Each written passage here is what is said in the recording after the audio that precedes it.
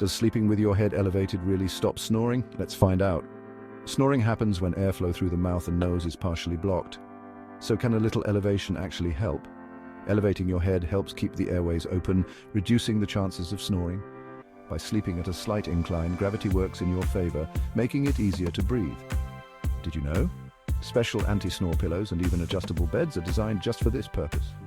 Many people swear by them for a quieter night. So if snoring is keeping you up, try sleeping with your head elevated. It might just give you and your partner a peaceful night.